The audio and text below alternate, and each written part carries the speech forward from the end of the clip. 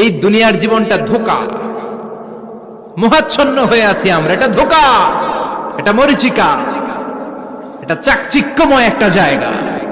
মৃত্যুর পর মনে হবে একটা দুঃস্বপ্ন ঘটেছিল আমার। বিশাল এক জগৎ পড়ে আছে সামনে। দুনিয়াটাই ধোঁকা, দুনিয়াটাই মোহের জায়গা। আমরা সবাই মোহাচ্ছন্ন হয়ে আছি। দুনিয়ার উদাহরণ হলো 3টা লাশ আর 4টা স্বর্ণের টুকরার সমান। 3জন যুবক কাজের জন্য বেরিয়েছে, পথিমধ্যে 4টা স্বর্ণের টুকরা পেয়েছে। যুবক কয়টা?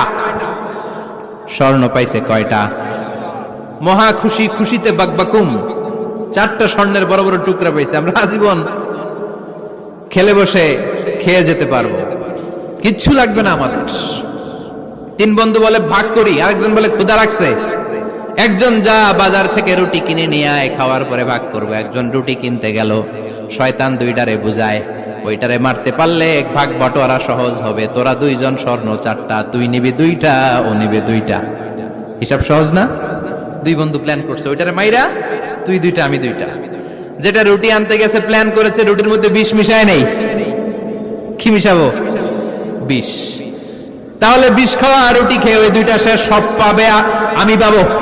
ভাগাভাগির কিছু নাই, সব যাবে আমার কাছে। 4টা স্বর্ণের টুকরার মালিক আমি। রুটির মধ্যে বিষ মেখে নিয়ে এসেছে। ওই 2 বন্ধু প্ল্যান অনুযায়ী ওইটারে ধরে মেরে ফেলছে।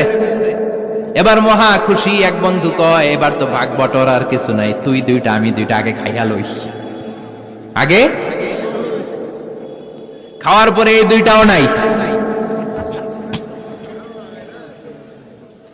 3টা লাশ 4টা স্বর্ণে